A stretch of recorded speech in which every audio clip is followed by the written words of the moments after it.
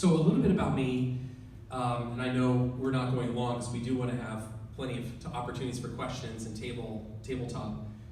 But as mentioned, I grew up in the community. I have 4 kids who are currently in our public schools. So 2 of them, I know they're shaking their heads because they just love it when I do this. My 16-year-old Zach is here, and my daughter Alex, who turns 13 in 12 days. So 13 days, she's correcting me. And truly with my other children and my wife, they're my inspiration and the passion that fuels the work that I want to do in public service. So looking through that lens as a parent really helps me with my service on the school board, and it definitely informs the work that I do in our community and in the Oregon State Senate. It wasn't, I would say though, growing up in the community, growing up in Lake Oswego, when you're cisgendered, white, male, and have money, it is very easy to lose track of your privilege. Very, very easy every single day to lose track of your privilege. And we didn't have schools that were focused on even talking about or knowing how to engage in conversations around things like implicit bias or talking about privilege. Those I'm sure, even today, being on school board, I see emails and there are people in the community who don't want us. In fact, last night at our Diversity, Equity, and Inclusion Committee, there was a parent there in the back who had been writing letters about how we shouldn't be teaching the transgender agenda in our schools, and this is what we run into. We run into that grind when we have courageous conversations around things like race and bias and privilege. But I knew that there were elements of my upbringing that were uncomfortable for me. I know that coming into community, even just walking through the schools in Lake Oswego, I remember plenty of invective. There was always a little bit of a thread of racial tension, but there was definitely an explicit anti-gay attitudes that were very, very present.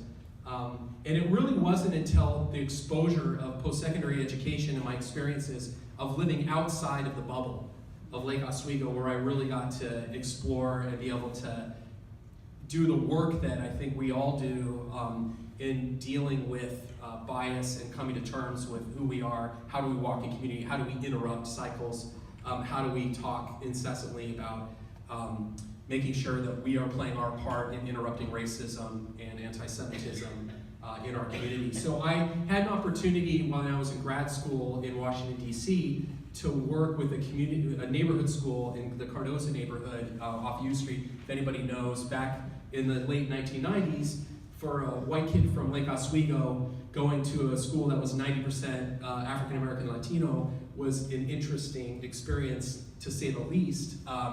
And it was also the first time that I was able to really confront at a real visceral level, how do I walk in this space?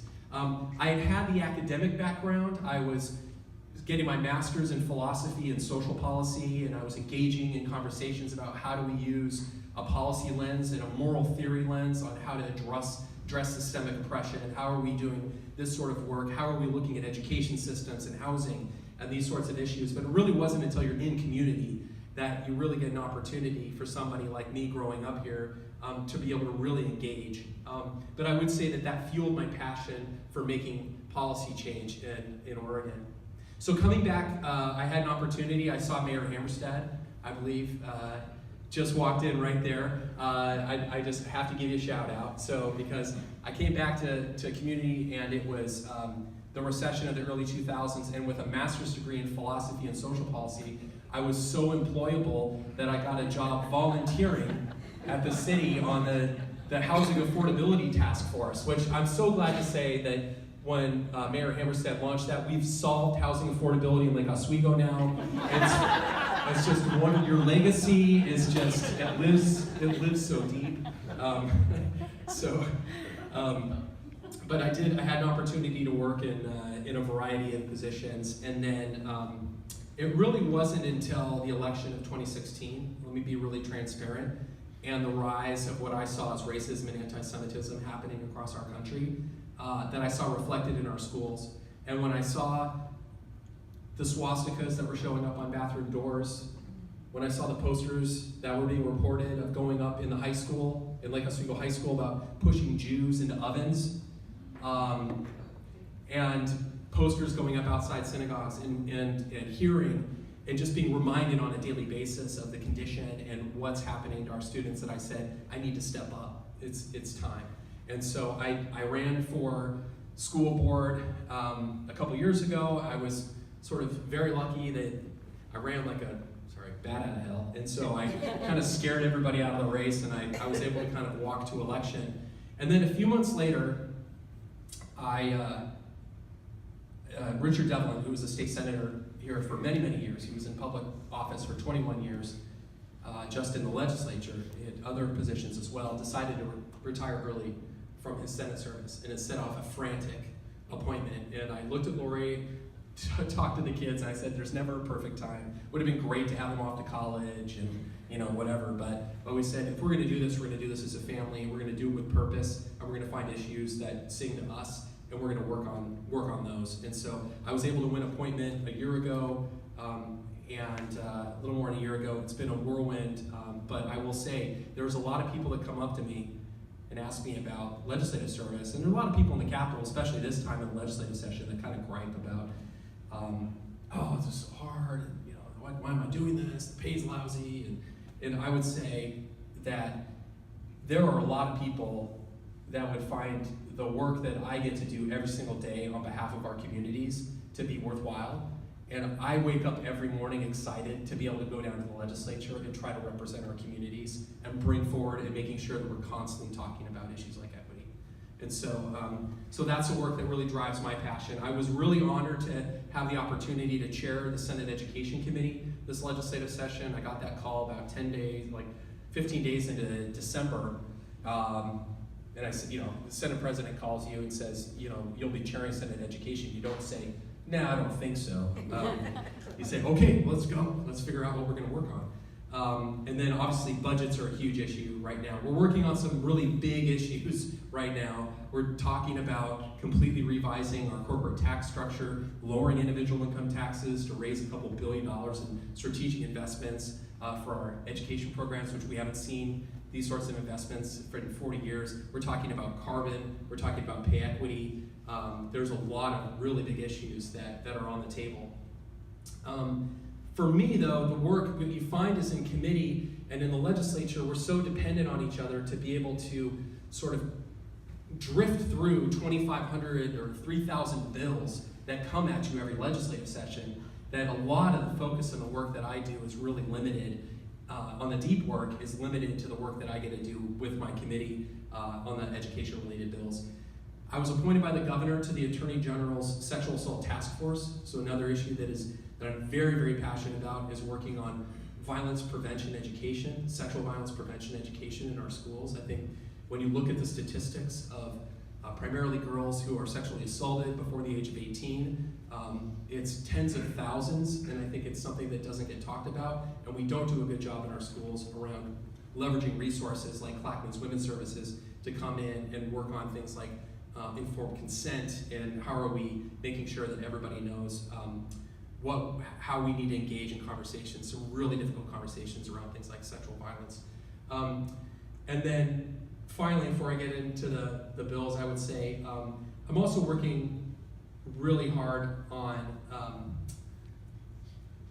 issues like, well, I would say that something that's really I'm passionate about is trying to make sure that every kid that goes to school feels safe. And so it's really hard to start talking about high school graduation when you're facing food insecurity or housing insecurity, or you are facing violence at home, or that you are thinking about taking your own life. And so that's what kind of drove some of the conversation around some of the legislation. If you're getting threatened at school, you're not going to want to go to school. If you're not feeling like people want you here. And I think there's so much more we can be doing at a policy level and also at an investment level. So that brings me to a little bit of the story of the two bills that we're talking about tonight. The first one I'll touch on, and I know that there's a slide deck, and we can go through it if you want. I'd be happy to. So is Holocaust and genocide education in Oregon schools. And I think hopefully, I mean, a lot of these ideas come out of a story. I think the legislature unique in Oregon is so approachable. I think people don't realize that as citizen legislators, we are very, very gettable people. You can find us in the grocery store, and you can come to our offices, and if you're a constituent, you can meet with me. I guarantee it. I'll meet with you in community. And so this bill, and there's actually an article I know that we have on the table out here, came out of an interaction that I had as a school board member, and it was from a 13-year-old girl named Claire Sarnowski, who was an 8th grader then at Lake Ridge Junior High School. And she emailed me with her mom, it's very energetic, and said, I want to meet with you for coffee, and I want to give you a book and tell you about this person that I know, who's very, very special to me. And so, my joke, of course, is it was an election year, so you don't tell an 8th grader that you don't want to meet with them at a coffee shop. So, no, but I had a chance to meet with Claire, and she started telling me the story about this personal friendship she had with Walter Wiener, who is a 92-year-old Holocaust survivor. And she gave me this book, and it's called From a Name to a Number, and it's Walter Wiener, a Holocaust survivor's autobiography. And a little bit on Walter is, we had this conversation. I went home and I read the book, which I don't know how I had time, but I was just, once I read page 1, I knew that I couldn't put it down. Read the whole book, and I emailed her back, and I said, I would love the opportunity to meet with Walter and just hear about his story and this magical friendship. So I had an opportunity to go meet with Walter. I thought it was going to be a 15-minute conversation, and I'd shake a hand and take a picture, and then get posted to Facebook, and then it was a 2.5-hour long conversation. He got out these giant binders of letters from students. He had me reading from them, and we started off this conversation about his life and how he had made it through so much, but he never really, until he was almost 70, he never really wanted to talk about the adversity, the challenges that he had faced. But somebody came to him and said, you need to write down, you need to tell your story. And so it launched something in him that really ignited a fire, and the legacy of Walter throughout our communities is really manifest. He gave nearly 1,000 community presentations to schools and community groups and libraries across the region, across Oregon, sometimes visiting schools multiple times. And it was interesting because I know my kids here, I said, I met this Holocaust survivor, 92 years old. He's like, oh yeah, we know Walter. Yeah, he's come to our school. And so it was, so I had this opportunity, I met with Walter, and then we started having more and more conversations. I'd come out to his apartment, and he was also just this adorable, ebullient gentleman who, because of the diet that he had lived through during World War II, he couldn't process food very well for almost, for most of his adult life. And so he went on a vegetarian, a vegan diet. And so he'd make these incredible fruit smoothies. And he always said he put blueberries and pears and apples and mango. And then he said, but the secret ingredient is love. And so you couldn't not. One time I ate most of it, and then there was like a little bit left. And I was like, and he was like, you will finish your smoothie. And so then every time he'd make his smoothies. And we started having a conversation about what we could do. How do we take Walter's story and make it something? What are the lessons that were involved? That was the thing for me. It was the lessons hearing back from the students around compassion and empathy. It wasn't looking backward into the atrocities. It was looking forward. How can we learn from the lessons? What are the contemporary lessons? Looking beyond the Holocaust, looking at the experiences of Native Americans, African Americans in United States history, looking at what's going on contemporarily in Myanmar, in Burma, looking at Kosovo, looking at Africa, looking at Rwanda. What are the different things that we can talk about when we talk about the ultimate atrocity, humanity's inhumanity to humanity, man's inhumanity to man? And so we came up with a concept and did a little bit of legislative research and discovered that Oregon could be among I think at that time, the 11th state that would join a national movement to look at genocide education in our schools. And so Walter came in and testified in September of last year on the proposed legislative concept. And it was great. Claire came in, I did exactly 2 minutes. Claire talked, Alter talked, told his story, had just the committee just absolutely eating out of the bottom of his, they were just drinking it in. And we were ready to go. We pulled in the Oregon Jewish Museum and Center for Holocaust Education. They're building a network with other nonprofits across the region. We are ready to go on legislation. And then 4 days before I got the phone call from Senator Courtney that I was going to chair the Senate Education Committee, I got a phone call from Senator Wyden's district director, and I was driving, I remember exactly where I was, driving into the Capitol at interim committee hearings that day, and I got the phone call that Alter had been struck by a car and died the night before. So at 92, he was still very sprightly and would walk to the neighborhood New Seasons out in Hillsborough. And so he was wearing all black. It was a dark, rainy night, and he was crossing the street, and he was struck. He was killed instantly. But as you can imagine, Claire was devastated. So many community members absolutely devastated. Senator Wyden is talking about his friendship with Alter, and so we've used that as motivation to make sure that we get the legislation passed this session. We had a hearing in the Senate Education Committee a few weeks ago, and I was able to carry the bill on the Senate floor. Claire was sitting next to me, and it passed unanimously. So we're through the first chamber. On May 1st, we're gonna have a hearing in the House. We actually Andrew is here. Andrew is my senior legislative director right here. He is the magic that helps all this happen. And we are set for May 1st on a hearing, so if people want to submit testimony, or we'll follow up with you. But in the legislation, the idea behind it is not to come in and instruct schools a particular set curriculum that they have to teach. The idea behind it is to work with teachers and with administrators and with students and with community to talk about what are the lessons that are embedded in here and how do we leverage that so that students are learning in an active way out in community and we're not losing the lessons of the past, but more importantly, the issues that impact us as we approach our lived experience. And so what are those lessons that our students are gonna be able to carry forward? So I'm really positive the bill is on its way, and I know we're gonna have more of a tabletop about why this is important later. But did we wanna go, is there another? Did you want to? Okay, sure. Yeah, I'd be happy to. Maybe I'll do top line overview, and then I'll answer questions. So, and then the second bill that I'm working on, that I'm the chief sponsor of this legislative session. I'm working on a bunch of stuff, but this is one that I'm particularly putting a lot of energy and focus into. The other one was sort of Alter's Act, but it's it has a really big. This is Addie's Act, suicide prevention in schools, and the story behind this is again through an equity lens. There was a trans girl named Addie Stott, who was a freshman at Grant High School 3 years ago when she told her parents, this is who I am. I was born a boy and I am now becoming someone new. And her parents were the most loving, incredible parents. I've met the Stotts on multiple occasions.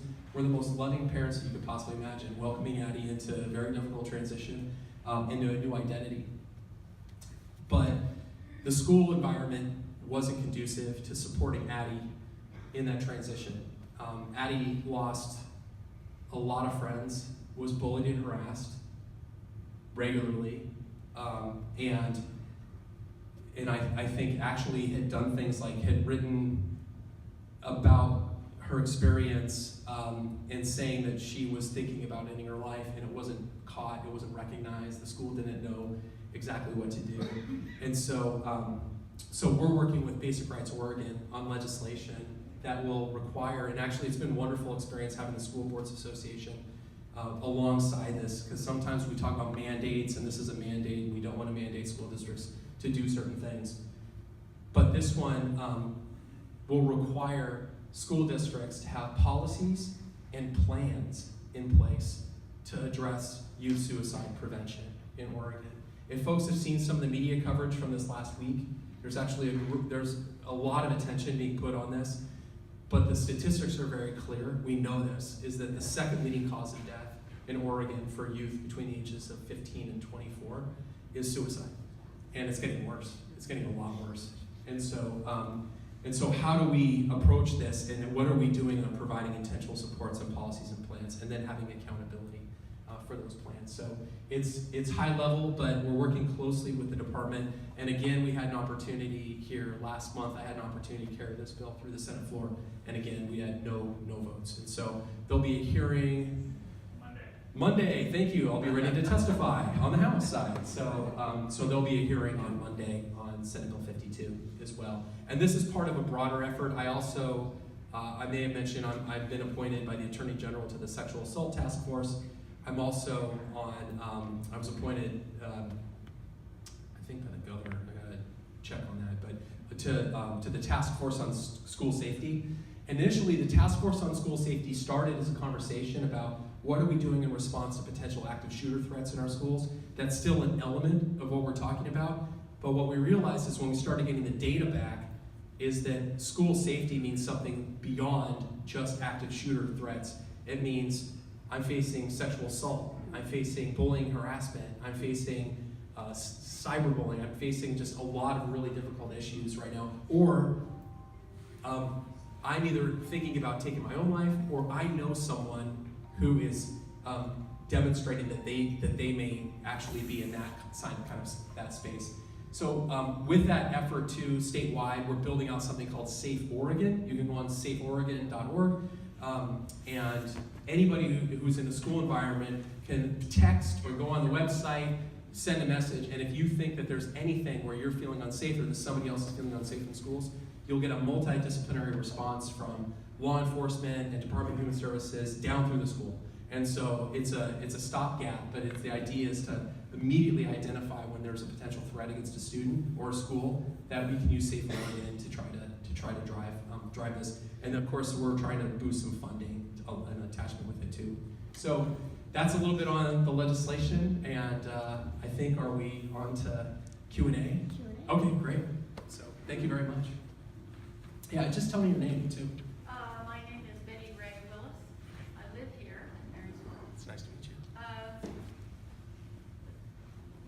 The treating mental illness is one way of thinking about suicide prevention. I'm referring only to Senate Bill 52.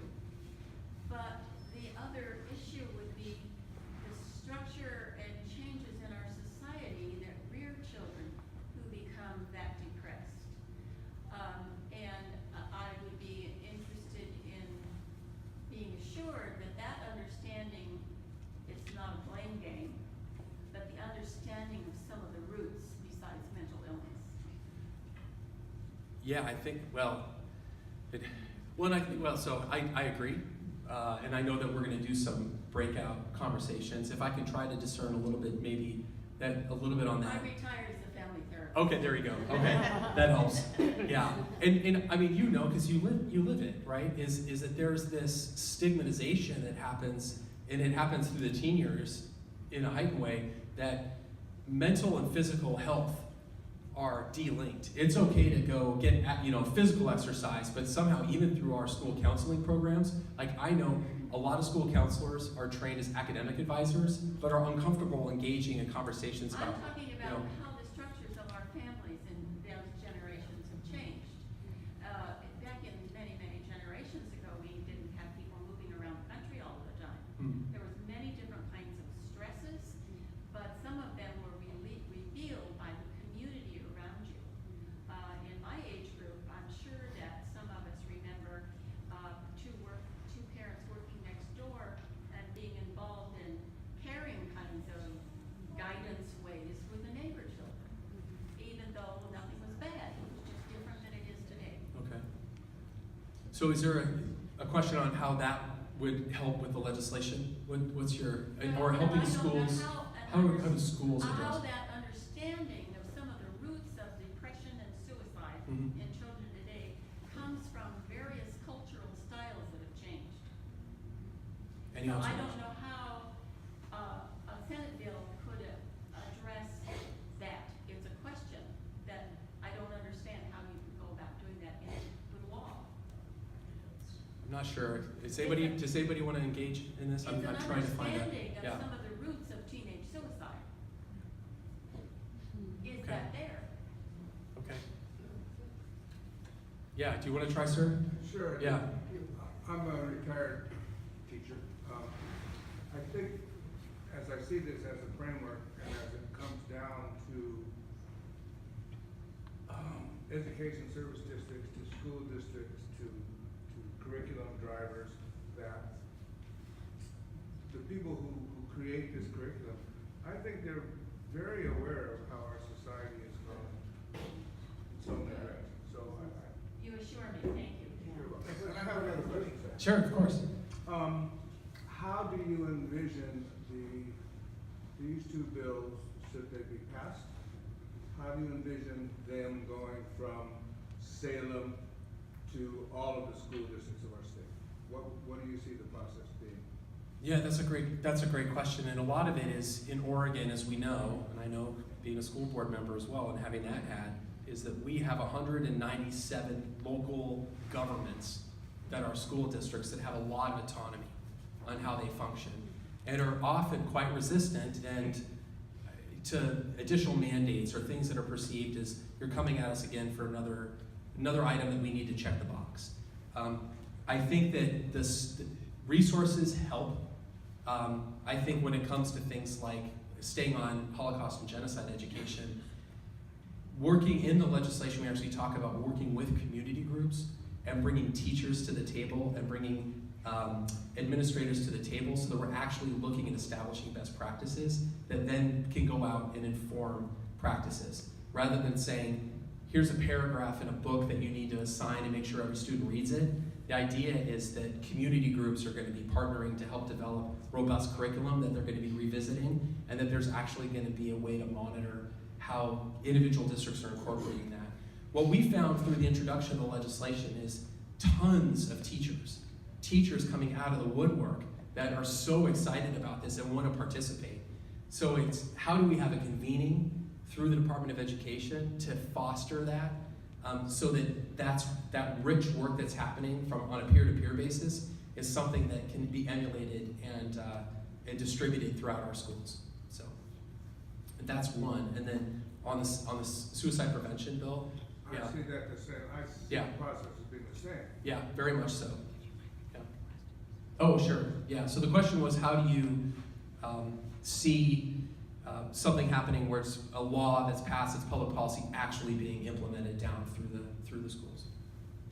Yeah, Ms. Coach. The issue that she brings up is so important. You hear a lot about the mental health people that we need in the schools. The teachers, classroom teachers, have been a little busy. I could go on down, but you know what's happening in public education. And the issue is that this is great, Bob. This is exactly what needs to be done today. You know, while I was in school 20 years ago, we didn't need those people. And I think it's the understanding, and that's what these folks are talking about. So how are you also directing those positions that will intervene and save some of these kids, not only from suicide, but just from being just out of it? Well, and some of it too is on like suicide prevention, for example. When I was talking with Addie's parents about this, having a teacher who, when there was a writing on a creative essay that talked about, I'm going to kill myself, that's the kind of thing that if you actually have a policy and you're talking about it as part of your professional development and you're engaging in conversations and you know that that's part of your practice, how does that immediately escalate to the principal so that there can be some sort of intervention? Or if you have a Safe Oregon website or a tip line, as soon as somebody knows like that, the teacher, all they have to do is report up. Send a text, send a tweet. I've got somebody who's a potential threat. And what we know from suicidal ideation is that if you can get there within the first 48 hours, you can save a life. Yes. You know, we actually have Craig Roberts, who's the sheriff of Clackamas County, who's part of the work group on developing this out. And the stories that he has that are, you know, we just missed it, or, you know, a child presented to a parent or teacher and then went home and even maybe ended up in an emergency room and was sent home, or, you know, there was just a little bit of that gap on that, from recognition to support. And I think getting into that space is the key. We know that it's possible to do it, and it's not always just on a provider to be able to catch it. sometimes it has to be somebody who is a friend or a parent or a teacher or somebody that knows what to do with it when they're really seeing that there's a threat, when there's a risk. I'm going to make a quick comment and, Sure. and then ask a question. Our family is a family of educators. My husband's a retired teacher. I taught part-time in the schools teaching art as a resident artist. My daughter is a first grade teacher, and we're all real believers in the importance of education. I think this is a wonderful bill and so crucial. But one of the things I hear my daughter saying, she teaches first grade in the Oregon City schools. She said, every day I'm confronted with children that could possibly do this. They're first grade now. Yeah. I see them, they're gonna do this someday. But she said, Mother, how do we do it when I don't even get enough funding? Yeah. The teachers in my school are leaving because they're not making the salaries to spending. I went to her house one day and she's washing the rug of her classroom because they can't afford a janitor. So every bill that requires a new thing of educators, a new training that is so important, has to be accompanied with some financial support, so that those teachers will say, yes, this is important. I'm going to do this. I'm going to do the extra training it takes. So that's my comment. That's great. I appreciate it. How many people have a family member, either immediate or extended, who is a teacher in a public school or in a school? Yeah. So my experience was my great-grandparents met in a public school in California. It went through, my grandmother was a teacher, my mom was a teacher, both my sisters teach in Portland Public. I'm the black sheep of the family because I work in education policy, and they're like, you don't know, you have no idea what it's like, and I'm like, I know, I'm just working on trying to get it funded, you know? So I really appreciate that comment, and I could not be more in violent agreement that teachers need additional resources, and they need supports, and they need, it's every element of that, and it's not just in compensation, but it's in everything that we can do to help provide those supports for the students. Yeah. I'm a retired engineer dealing with safety in high hazard facilities. And in the work I was doing, we would, in order to defend our budget, we had to have a reason why we were proposing what we're going to do. We had to have good data to say this is what we want to achieve, and at the end of a period of time, we will be able to provide evidence that what we did made a difference. I want to know, how are you going to make a difference? Have you thought about your measures? What are you going to measure as outcomes as a result of these initiatives? They sound great, but I want us to be able to convince others that it's worth investing in. Thank you. That's great. I mean, I think there's quantitative and qualitative measures, and it's interesting. I have to give a shout out to Willie Poinsett, who's here, who's one of the leaders of Respond to Racism in Lake Oswego, and she and I sit through many a meeting on an evening with others around the Diversity, Equity, and Inclusion Committee in Lake Oswego schools.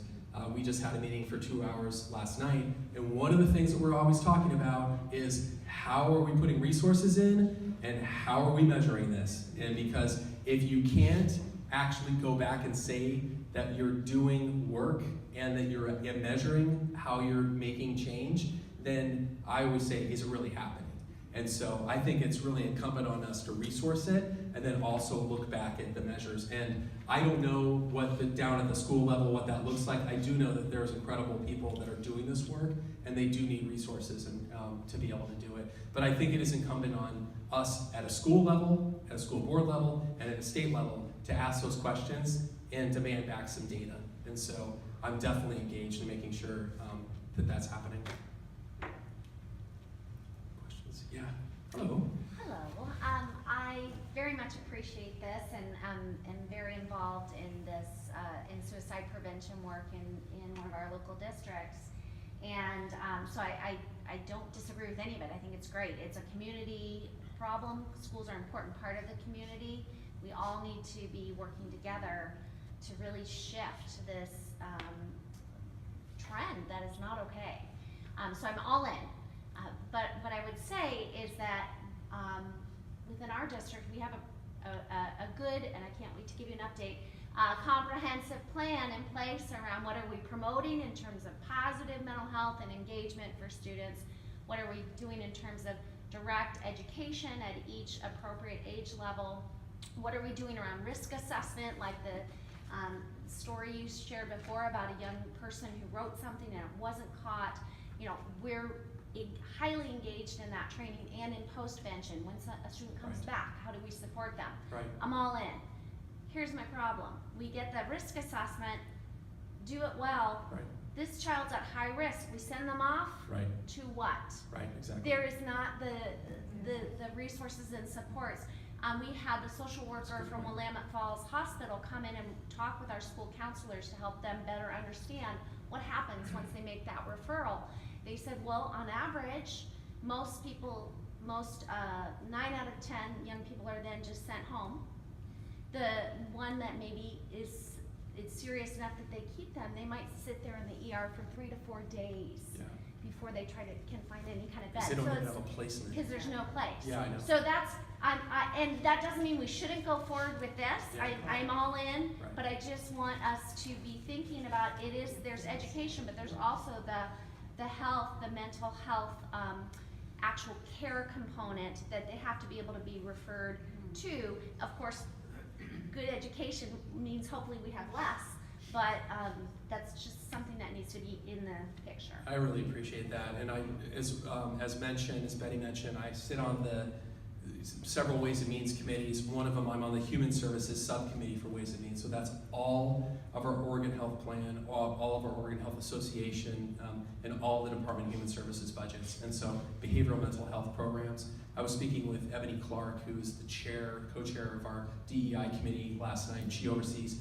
behavioral health for all of Multnomah County, and this is a crisis moment because it's exactly, somebody might present and then they end up in an ER, and that was what Sheriff Roberts was talking about. Literally, a young person, a 14-year-old, presented at an ER, I'm suicidal, and they said, we don't have any place for you to go. They went home and overnight, died by suicide. And so this is not just the school. We often so come to the school because it's the place that 177 days a year, that's where that kid is located. We know where to find them, usually unless they're not in school. So from 8 to, my kids love when I do stuff like this. We're like, I'm not truant. From 8 to 3, we know, right? But it's also breaking down those silos and figuring out a way, and then resourcing it again. I mean, it's so critical that we have places for kids to go and for families to go, and then also just to receive the wraparound supports that families need.